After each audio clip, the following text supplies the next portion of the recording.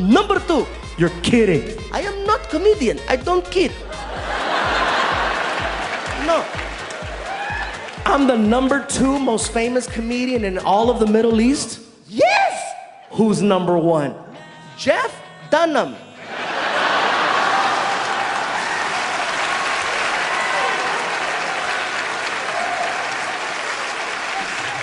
Jeff Dunham is the number 1 comedian in the Middle East? You guys don't find him at all offensive? Oh, no. I kill you.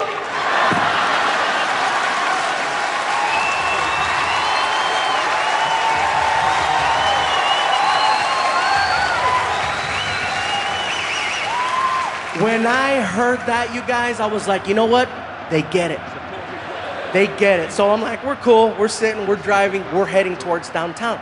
All of a sudden, the driver cuts the wheel really hard, and we get off the freeway, and now we're taking a side road going away from the city.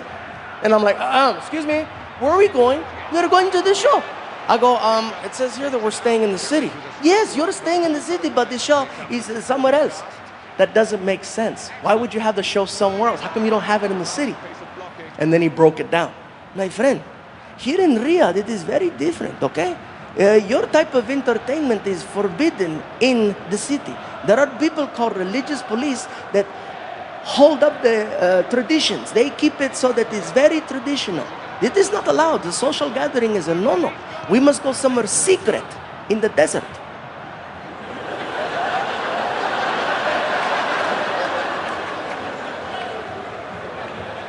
All right. So how many people are you guys expecting at the show? Easily between 700 to 800 people. That many? I told you. Number 2.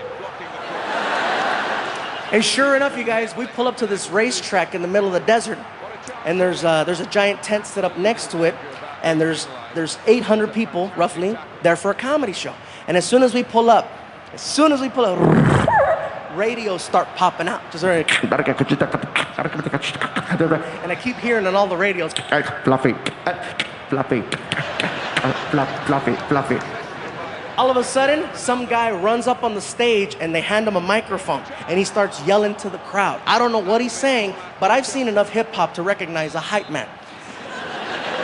Oh yeah, he's out there.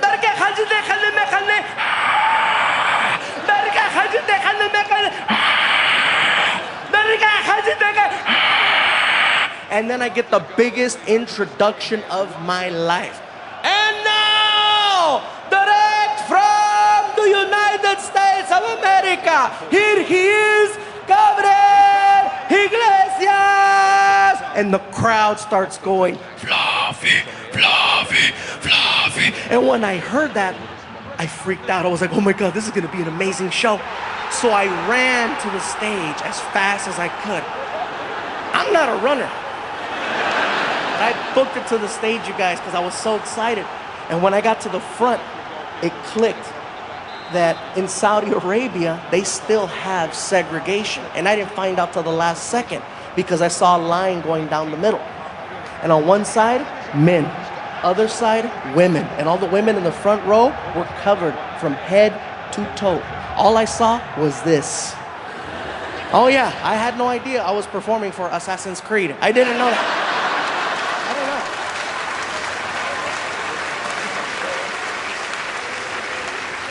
It threw me off so bad. Gabriel Iglesias! And hey, what's going on, everybody? How you?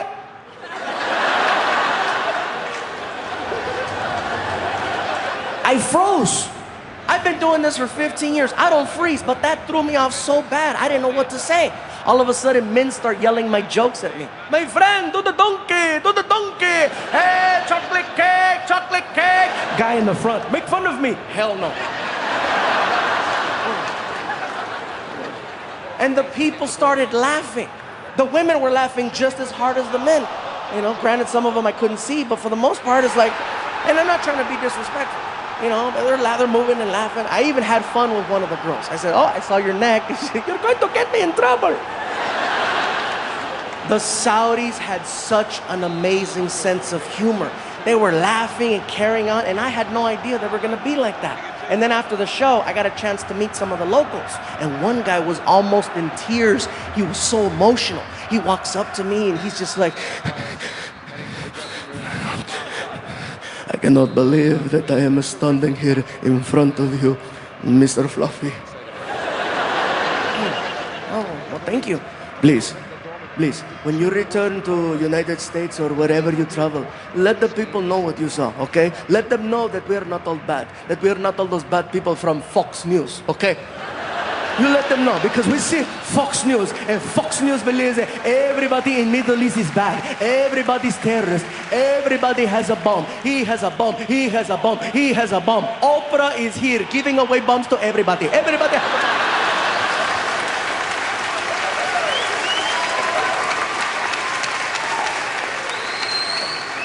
Please, you let them know. We are not all bad people, okay? We are not all terrorists. My cousin. Maybe. What? I'm kidding. I'm kidding. I'm kidding. Look at your face. Look at your face. Oh, I'm going to die. Look at you. A plane. What plane? I got you again. 2 for 2. I got you. He is raising my blood pressure every 7 seconds. And then he starts breaking it down for me how stand-up comedy is starting to bring people together in the Middle East. And how he's starting to do, he's doing comedy. It was crazy, the conversation. Here in Saudi Arabia, people, they like watching the stand-up comedy because we love to laugh, okay? We love to laugh. It's great to laugh. And people don't think that people in Middle East have sense of humor. They see videos, they see TV, they think we are the same. They say, oh, Middle Eastern people are all angry. Look at their face, they're angry. Everybody mad, everybody angry. My friend, we're not angry. It's hot. Okay? It's 117 degrees. Everybody is not mad, they're hot. Look at everybody has a hot face. Hot face. Everybody hot face. I promise, you give me air conditioning. I am so happy.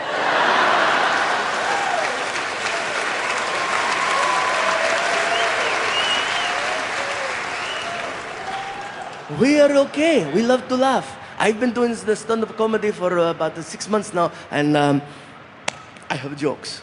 Good for you. May I try? Oh, great. All right, man, go ahead. Okay, very nervous. Okay, here we go. Okay,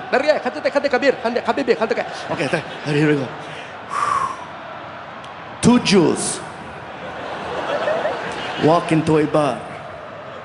Not in my country.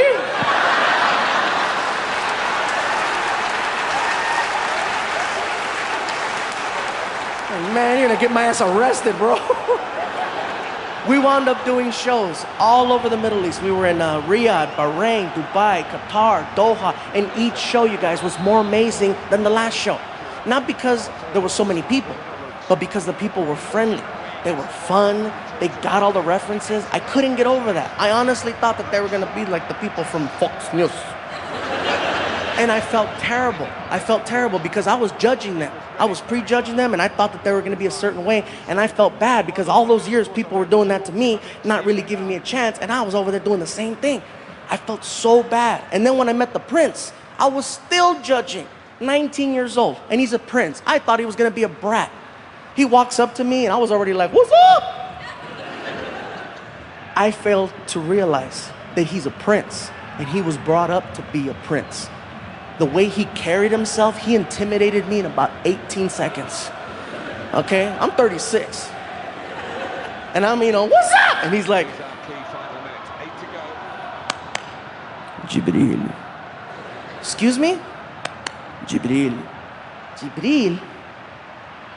Gabriel. I understand that your name is Gabriel, but in the Arabic language, your name is Jibril. I was welcoming you in our language. Oh, I'm a dick.